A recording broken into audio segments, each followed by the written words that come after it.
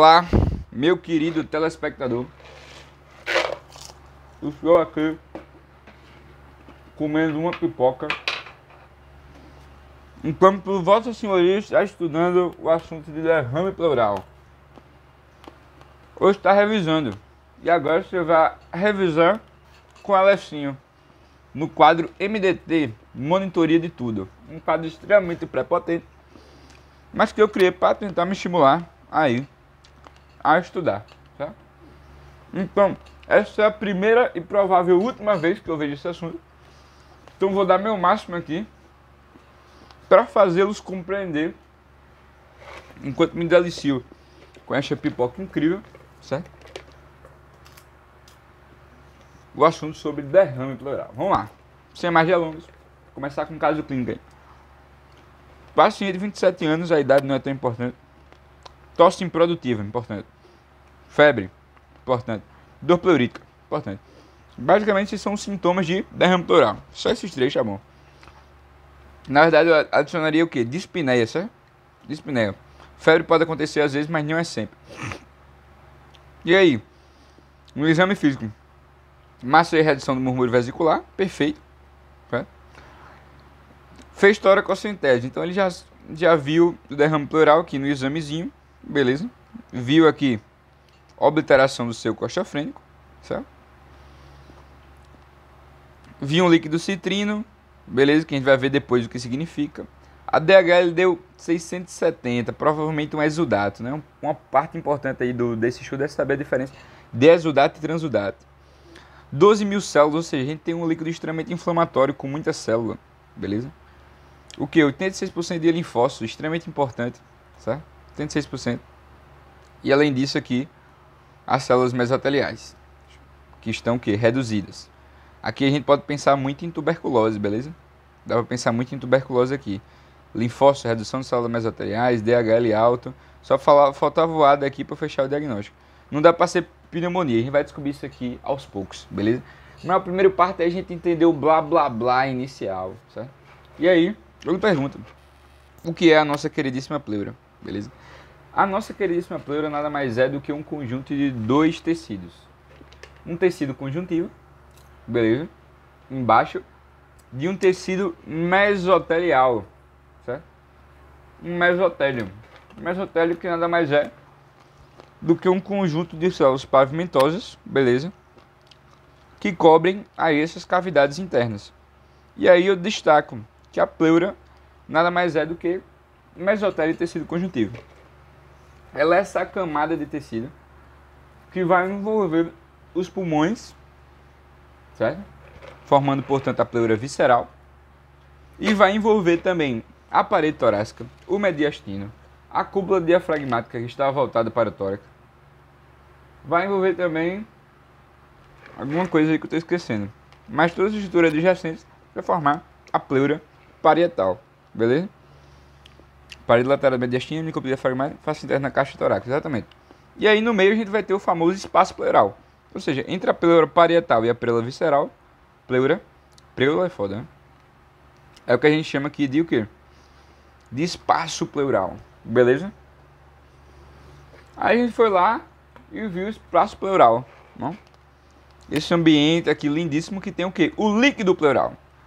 Todo o espaço pleural tem uma quantidade de 15 ml de líquido pleural. Ou seja, é um espaço quase virtual, mas que tem um líquido, certo?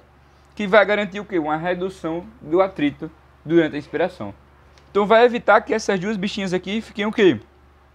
Roçando uma na outra, certo? Diretamente. Aí tem um pouquinho de líquido aqui, um olhinho, beleza? E esse líquido, ele justamente em condições normais só tem 15, certo? É muito pequeno esse espaço, são 10 micrômetros. Cadê a parte que fala isso aqui? 10 micrômetros. Mais numa área de 1 a 2 metros quadrados, certo? Importante lembrar que são 15 ml apenas de líquido. Se eu tiver um aumento desse líquido, aí sim eu tenho um derrame pleural. Deu para entender a lógica? Já deu um spoiler da definição de derrame pleural. Quem produz esse líquido? E aí vai um pouquinho do spoiler da fisiopatologia. A principal região que vai produzir o líquido é o capilar parietal. Ele que tem mais pressão aqui, o azulzinho. Basicamente só ele que produz líquido pleural, beleza? Então por osmose, esse líquido aqui sai do capilar pleural, que está presente na parte interna da parede torácica, beleza?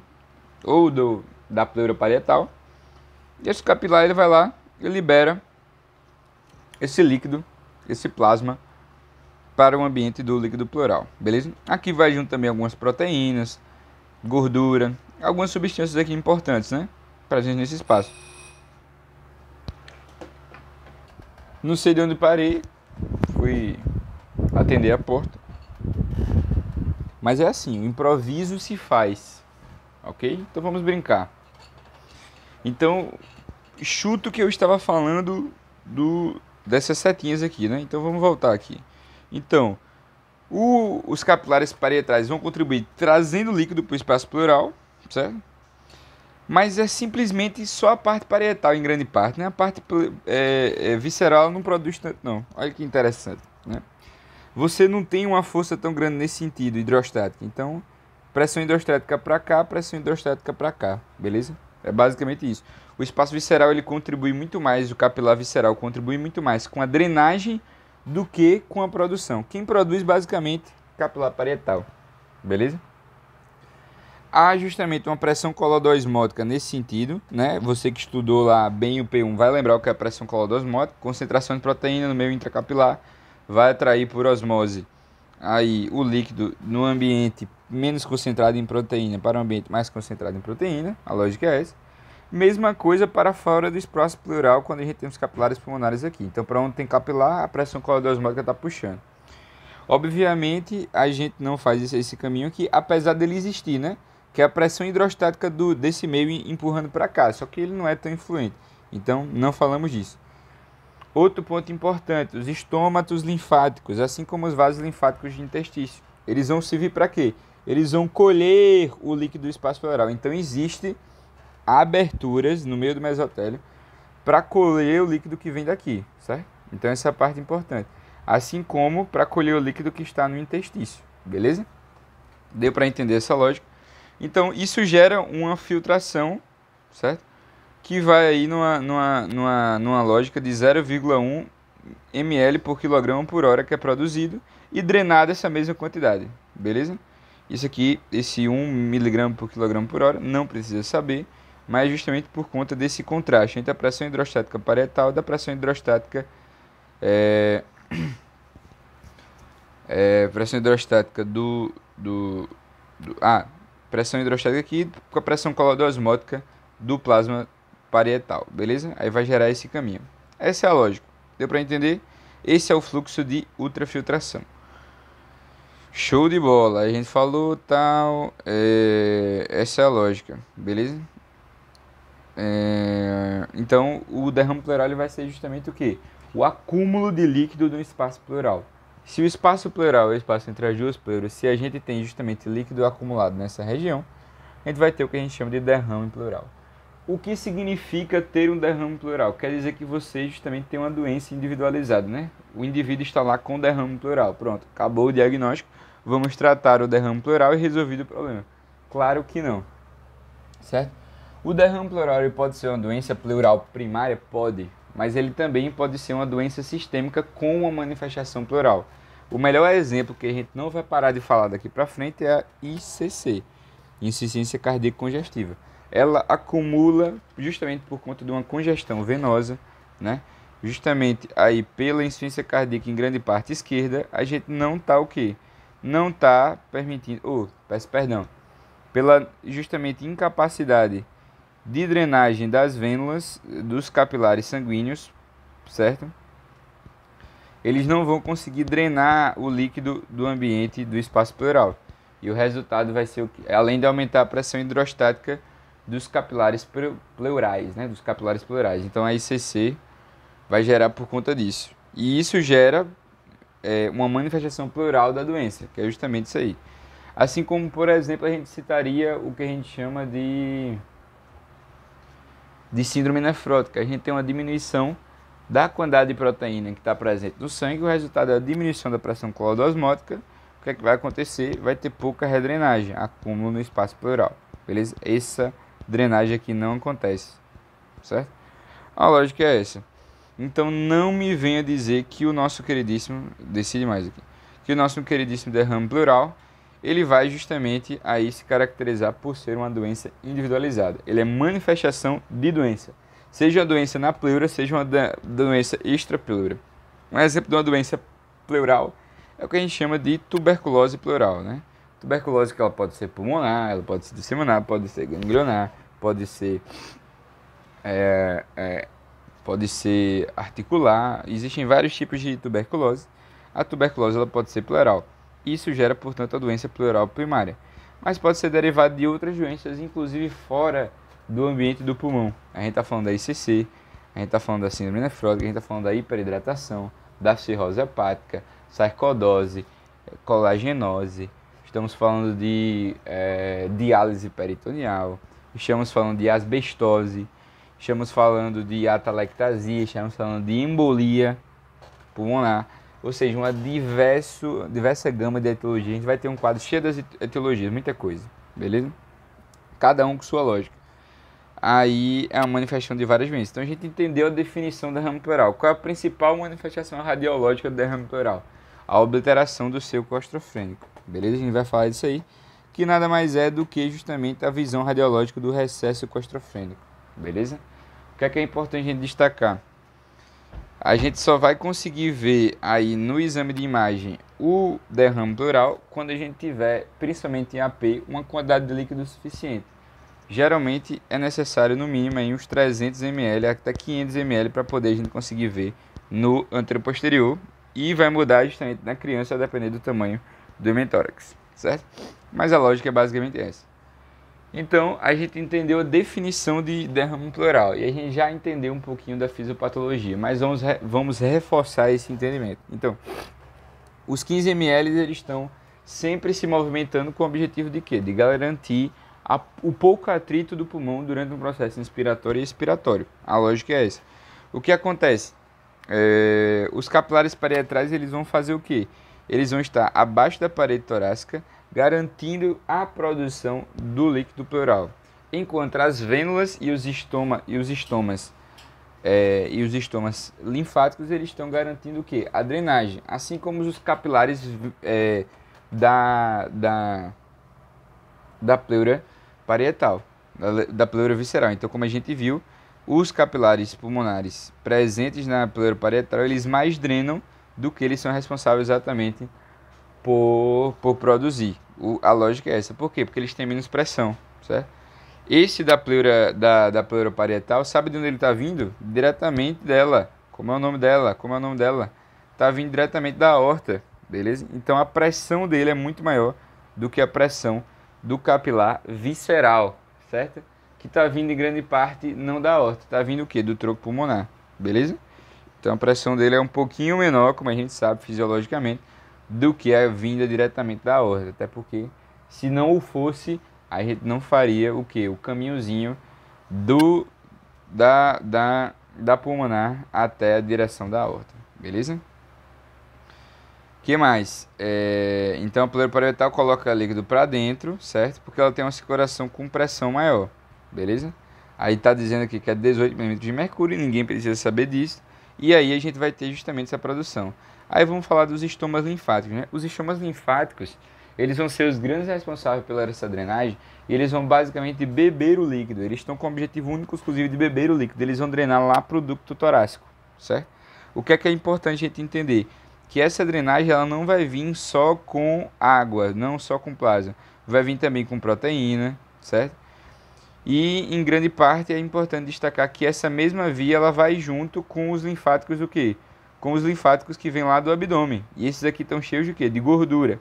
Isso vai ser importante na fisiopatologia lá do quilotórax, como a gente vai falar mais futuramente. A lógica é essa, certo? Então, as vênulas e os capilares viscerais, eles complementam a drenagem do nosso queridíssimo estoma linfático, né? Então, estoma linfático, vênula e capilar, principalmente o capilar visceral. E eles vão drenar por quê? Tanto por conta da pressão hidrostática, certo? Do meio, como também pelo processo de pressão oncótica. Então, lembrar que a pressão oncótica do capilar vai servir em grande parte aí para fazer essa drenagem, certo? Então tem que entender essa lógica aí de drenagem e de produção. A pílula visceral, ela basicamente, como a gente já falou, ela só aspira líquido, certo? Ela pouco produz líquido. Tá a repetição dessa lógica desde o começo, pelo que eu estou notando aqui. Aí, como a gente falou, porque a pleura visceral ela produz tanto líquido, porque a pressão capilar pulmonar é mais baixa, certo? Cerca de 10 milímetros de mercúrio, enquanto o outro é 18. Então, no gradiente, a gente vai ter o quê? 18 aqui, bonitinho, certo? As duas pleuras têm capilares linfáticos que drenam para o espaço pleural. Ah, sim. Então, a gente tem capilar e vênula. E para onde ela vai drenar? É importante lembrar disso, né? Que não adianta dizer só para onde lá dentro. Ela vai drenar em que direção? Em direção ou do pulmão, ou seja, o próprio pulmão pode receber, ou então do intestino subpleural, beleza? Então são essas duas direções que as vênulas e os vasos linfáticos, principalmente as vênulas, vão drenar para dentro do pulmão e para o espaço subpleural, beleza? Então, só deixando claro aqui, pulmão e o espaço subpleural, ou seja, abaixo da pleura. São essas duas regiões, é o intestício, né? Eles vão ser justamente as regiões para onde vão drenar essa substância. Deu para entender? Então a gente tem um jogo de equilíbrio. Aí a gente consegue delimitar a fisiopatologia, né? É lógico. Então vamos voltar aqui para essa imagem. Se eu aumentar essa pressão hidrostática, isso pode gerar o quê? De começo já pode gerar esse acúmulo. É o que acontece, por exemplo, na ICC. Então o aumento da pressão hidrostática do capilar pleural vai ser, parietal principalmente, né?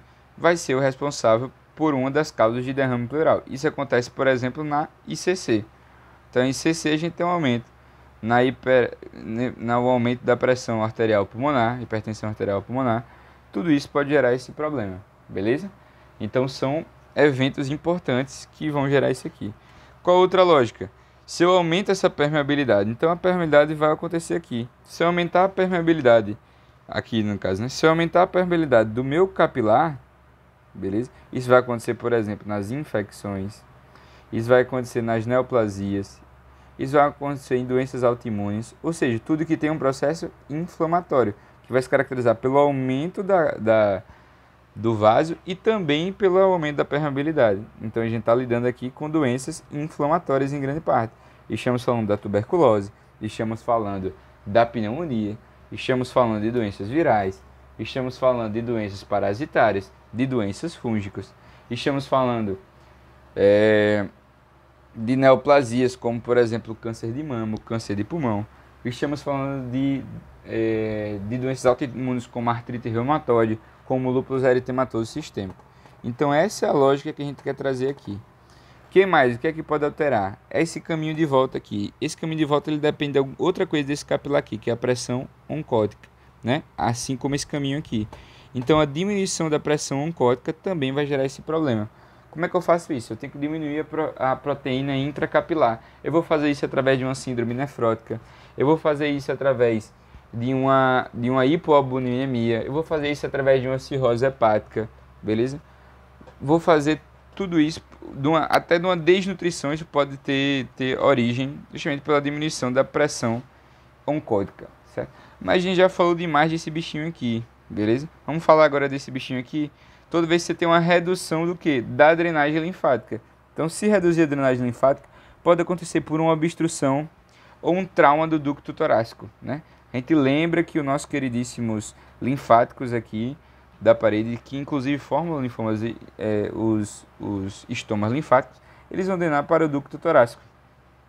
Então a lógica é justamente essa. Se eu tiver um trauma ou eu tiver uma obstrução, oriunda, por exemplo, de uma neoplasia, certo? Então a neoplasia pode gerar justamente derrame pleural, um trauma pode gerar derrame pleural, isso vai gerar em grande parte um famoso derrame quiloso. Isso é importante. Outras coisas importantes, né? Obviamente aqui a gente tem um pulmão. Se o pulmão ele diminuir muito sua pressão, como por exemplo numa atelectasia compressiva, numa atelectasia, a gente pode ter também aí um processo que, como está diminuindo a pressão aqui demais, então essas pressões aqui elas vão ficar desestimuladas, concorda? O resultado vai ser o quê? O acúmulo de líquido para esse ambiente, certo? Então, essa diminuição de pressão intersticial pode ser tão grande que pode gerar esse processo de acúmulo de líquido nesse ambiente, certo? Pode diminuir as pressões. Outra questão que pode acontecer é quando eu faço uma diálise peritoneal também, ou um ascite, ou seja, o aumento da pressão de líquido abdominal, certo? Abdominal pode provocar acúmulo de líquido nesse ambiente. Então, a diálise peritoneal, um ascite, derivada, por exemplo, de uma cirrose hepática, de uma esquistossomose, pode gerar, sim, a passagem de líquido para essa região, beleza? Que mais? Só isso por enquanto, né? Então vamos ver se a gente lembrou da maioria. Acho que a gente lembrou de tudo, né? Pressão capilar hidrostática aumentada no ambiente intrapleural, aumento da permeabilidade, problema oncótico, obstrução do vaso linfático, líquido intraabdominal e aumento da pressão intrapulmonar, diminuição da pressão intrapulmonar, certo? Tudo isso vai gerar o quê? Derrame pleural.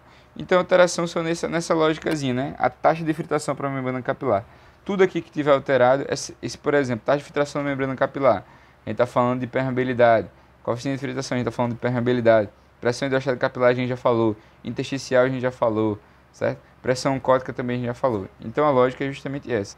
Aí, vamos lá, qual é a lógica aqui? Mecanismos fisiopatológicos do derrame pleural.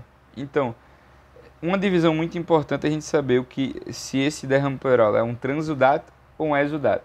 Um transudato é um ultrafiltrado. Ele acontece, por exemplo, quando a gente passa muito tempo liberando líquido de uma região para outra, beleza?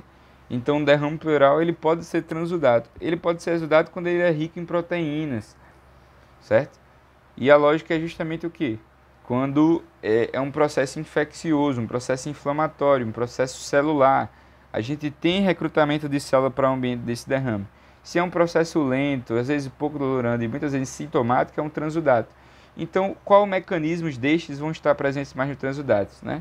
Então, vamos voltar aqui para a nossa imagem para a gente lembrar. Se o processo é lento, progressivo, provavelmente estou falando do aumento da pressão hidrostática ou uma diminuição da pressão oncótica. Porque estes processos eles ocorrem por osmose, eles não precisam de processos inflamatórios relacionados. Quando a gente está falando de permeabilidade aumentada, provavelmente a gente está diante de um exudato. Isso vai acontecer nas infecções, nas inflamações. Beleza? As neoplasias também relacionadas, por exemplo, à não drenagem do linfático, também vão produzir exudatos, certo? Então a lógica é essa. As outras alterações são o empiema, o hemotórax e o quilotórax, beleza? O empiema é quando a gente tem justamente um processo de produção de bactérias, então a gente já está com uma pneumonia que complicou, certo? O que é que aconteceu? A nossa proteína foi acumulada, teve célula chegando, teve recrutamento de neutrófilo. O hemotórax quando está acontecendo o quê? Quando a gente tem um sangramento muito presente, né? Mais de 50% do hematócrito aqui em relação ao hematócrito sanguíneo, né? Então, hemorragia espacial. E por fim, o quilotórax, que é justamente o acúmulo daquela linfa, do quilo, né? Então, lembra da linfa, né? A linfa, né? Lembra do quilo? Pronto. É a drenagem justamente de muita gordura do ambiente digestivo, certo? Do ambiente aqui das alças intestinais. Isso vai lá, drena para o ducto torácico traumatizado ou obstruído. O que é que vai acontecer? Quilotórax. Então, a lógica é essa. Tudo isso vai gerar exudatos. Então, os mecanismos eles se dividem nesses ambientes, que são geralmente mais sistêmicos, mais externos, mais progressivos, lentos e crônicos, desses ambientes mais agudos, infecciosos, com acúmulo de célula e proteína. Então, isso vai ser relembrado ao longo de toda a aula e vai justamente justificar boa parte do nosso tratamento. Deu para entender? Então, essa parte é importante, principalmente essa parte aqui. Entender a diferença de um processo inflamatório rápido local com doença da pleura para um processo sistêmico lento, não inflamatório, progressivo, ultrafiltrado, que é o transudato, certo? Diferente do exudato, que foi outra coisa que eu falei inicialmente. Aí, novamente, aqui umas causas que a gente tem falando, né? Eu vou tirar aqui e vou tentar lembrar das causas para ver se a gente consegue, porque eu estou estudando também, né? Então, a gente tem que fazer esse equilíbrio. Vamos lá. Transudato. O nosso queridíssimo transudato, ele vai ser o quê? Processos sistêmicos. E o mais importante, o que eu tenho que lembrar sempre para a nossa formação, ICC, certo? O ICC, insuficiência cardíaca congestiva, é a mais importante, não tem como, certo? A gente tem que lembrar também da cirrose hepática, A gente tem que lembrar dos processos da hipoalbuminemia, como por exemplo a síndrome nefrótica, que é a principal manifestação, na verdade, da hipoalbuminemia, né? Além de uma poliúria maciça, síndrome nefrótica. Eita, tá feio, hein? O que mais a gente pode destacar aqui, nessa lógica que a gente está adotando? Vamos imaginar diálise peritoneal, né? Vamos falar aqui de atelectasia. Aí aqui é engraçado, né? A atelectasia e a embolia pulmonar, elas são importantes. Porque a atelectasia ela é um processo agudo que vai gerar o transudato. Agudamente a atelectasia ela só gera transudato. Enquanto cronicamente ela gera exudato, porque ela vai aumentando a sua inflamação. Olha que interessante, é o contrário, né? Geralmente esses processos o quê? São processos crônicos, que demoram muito tempo para acontecer. Aqui não, aqui é um processo agudo. A embolia pulmonar só em 20% dos casos ela é um transudato, em 80% ela é um exudato, beleza? Falando nele, uma hiperidratação também pode gerar isso aqui, né? Então se você hidrata demais esse paciente, pode gerar esse mesmo problema. Deixa eu ver se eu lembrar alguma coisa. O hipotireoidismo, né? Hipotireoidismo, síndrome da veia cava superior, pericardite constritiva, isso aqui é interessante, mas são menos frequentes, tá? São menos frequentes. Esses três aqui, hipotireoidismo, síndrome da veia cava inferior e embolia pulmonar. Então essa é a lógica, certo? Aqui a gente tem que lembrar do que? Em primeiro ponto, esses aqui não pode esquecer. Pneumonia, derrame pleural, a sigla, derrame pleural parapneumônico, DPP, certo? Sempre saber. Aí a gente separa a pneumonia porque ela é muito prevalente e separa também a tuberculose, certo? Não está em sequência aqui. Na verdade, isso aqui seria o quarto, quinto. Mas aqui seriam as outras infecções. Então, infecções virais, infecções bacterianas, infecções infecções fúngicas, parasitárias, tudo isso é importante. Aí depois a gente falaria das neoplasias, certo? Extremamente importante, principalmente mama, pulmão. E depois a gente falaria de tuberculose. Tuberculose ganha muita importância no Brasil, certo? Porque é uma doença, é a nossa endemia aqui, para chamar de nossa. Outros processos, a embolia pulmonar, muito importante. Doenças sistêmicas como lúpus eritematoso sistêmico, artrite reumatoide, doenças autoimunes, também que são processos inflamatórios, lembrar que são processos inflamatórios também. A gente pode destacar aí de forma bem clara a sarcoidose, a asbestose. Tem que destacar também o que? A embolia pulmonar em 60% dos casos, 80% dos casos. Tudo isso é importante. Colagenose, aí eu falei, colagenose, eu falei ali embaixo. Então tudo isso, né? E algumas drogas também são importantes, né? Oxalicina, drogas são importantes. Depois a gente vai ver a lista de drogas que são importantes. E elas cursam muito com eosinofilia, certo? Então são geralmente doenças, são derrames pleurais extremamente eosinofílicos. Uremia, o quilotórax também é importante, que a gente já falou ali em cima. Quilotórax, certo?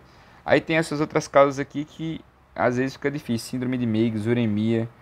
Tudo isso a gente consegue pensar o que? De forma lógica, né? Entender o porquê a gente classifica essas duas em cada uma.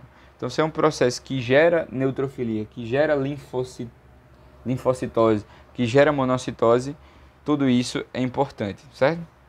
Então, exudato, transudato, a lógica é mais ou menos essa.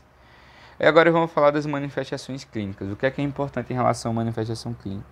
Qual é a tríade que a gente vai falar? A gente vai falar de tosse, a gente vai falar de dor pleurítica e a gente vai falar de dispneia. Pode falar de febre também? Pode, mas nem sempre tem. Depende do caso, né?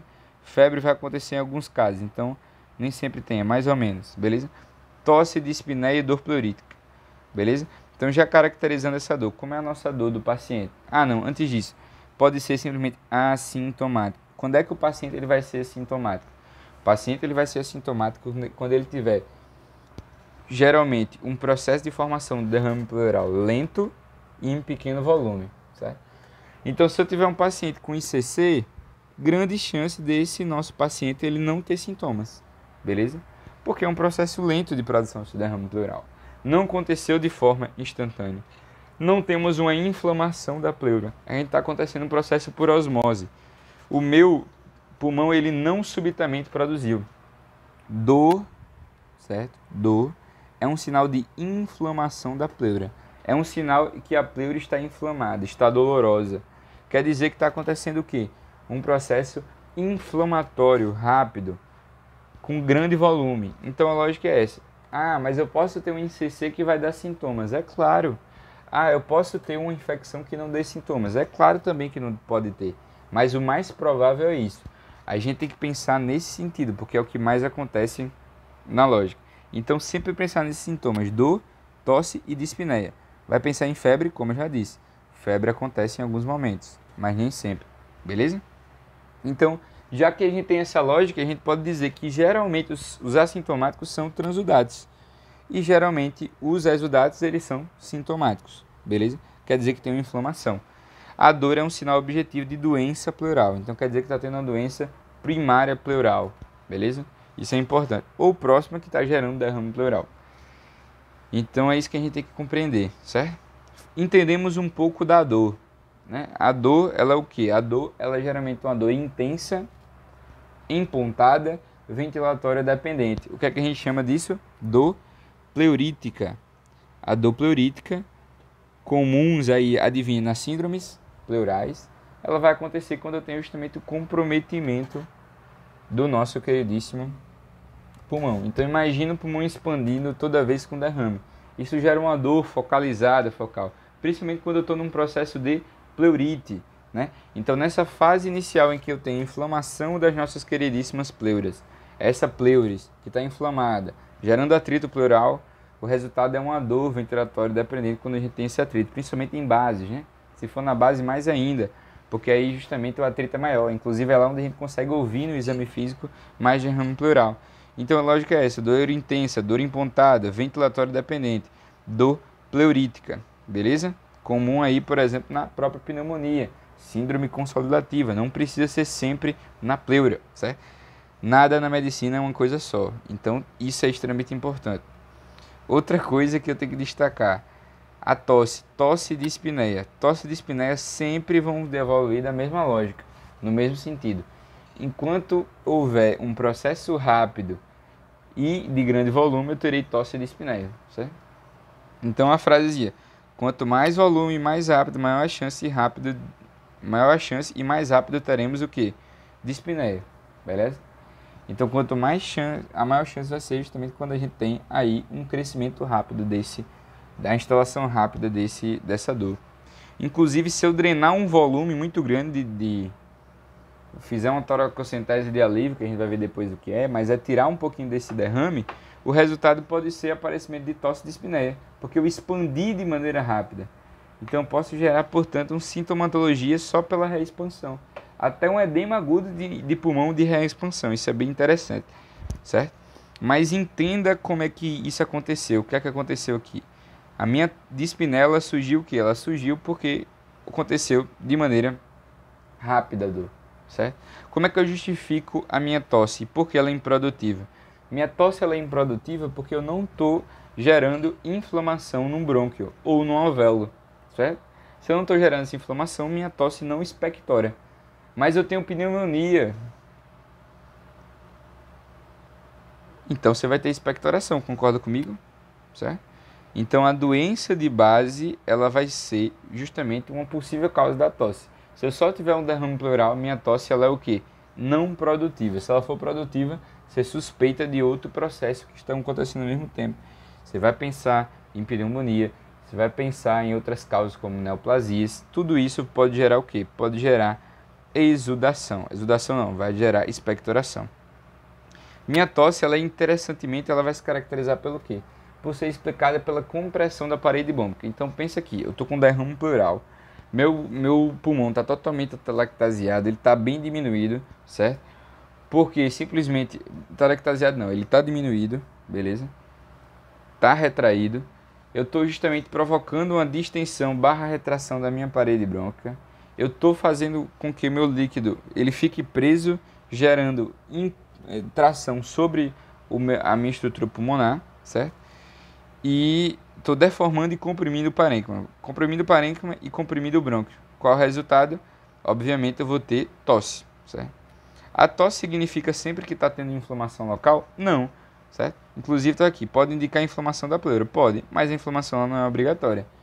Porque justamente eu posso ter tosse sem ter inflamação, beleza? Só crescer de maneira rápida. E tem uma lógica muito importante, né?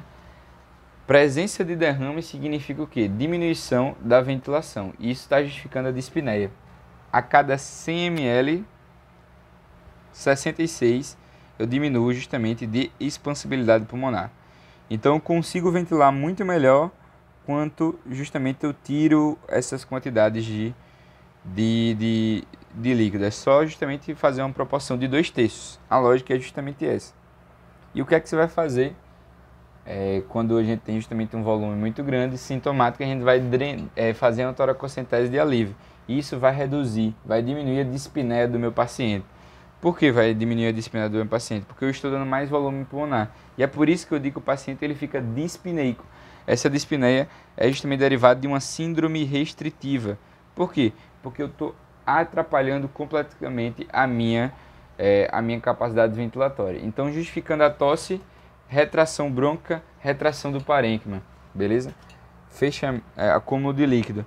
Qual é a justificativa da minha dispneia? Síndrome restritiva, certo?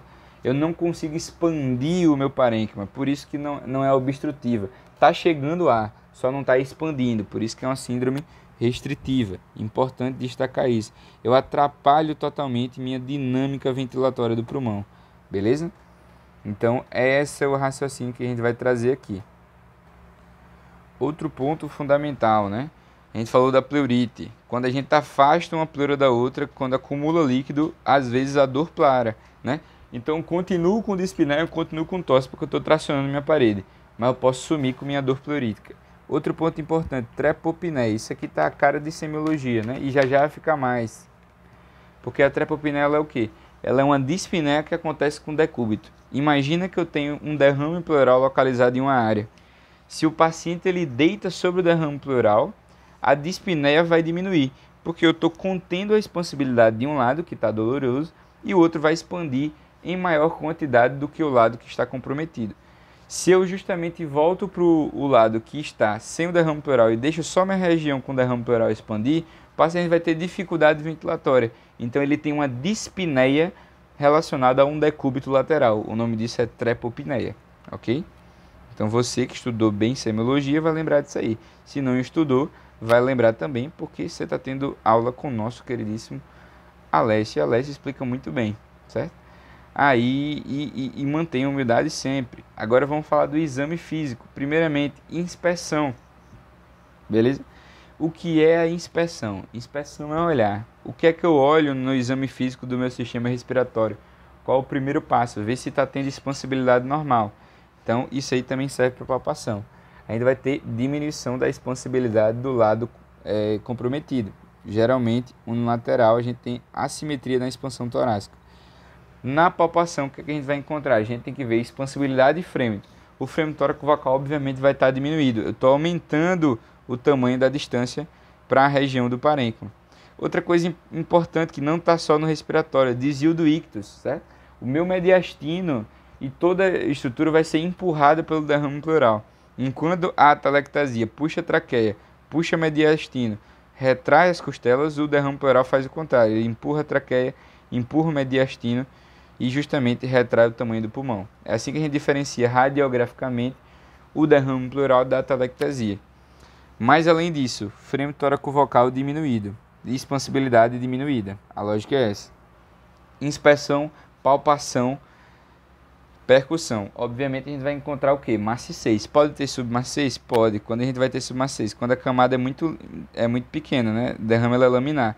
O que é importante? A gente pode achar através da maciçez o nível do derrame. Então, som claro pulmonar, submaciçez, maciçez. Aqui é onde tem o derrame. Certo? Então, logo acima a gente vai encontrar o que? O nível líquido. E a partir daí, através desse meu exame físico, eu consigo direcionar, por exemplo, um exame como uma ultrassonografia. Outro ponto importante é a ausculta. Quando eu vou auscultar essa região, o que é que a gente vai ter? A gente vai ter diminuição do murmúrio vesicular. porque obviamente o meu parênquima ele vai estar afastado da parede.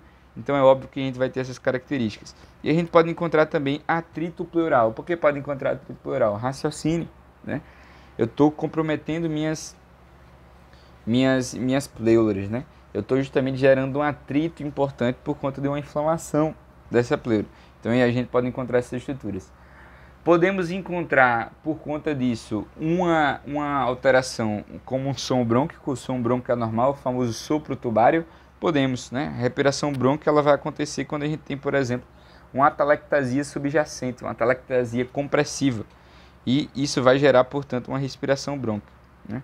Nessa mesma atelectasia a gente pode encontrar egofonia, que é quando você tem um processo como esse associado a um derrame pleural, que é justamente uma alteração da ressonância vocal, né? Essa descrição eu não entendi, mas a lógica é justamente um som egofônico, como se fosse de uma cabra, certo? Um som intercortado, muito interessante e comum quando a gente tem derrame pleural. Então, egofonia a gente pode encontrar. Se eu tiver uma consolidação, a gente pode encontrar a respiração brônquica e a egofonia como resultado. Deu para entender? A lógica é essa. Espero que tenham entendido esta primeiríssima parte. Ainda falta muito derrame pleural, mas já tivemos um certo entretenimento.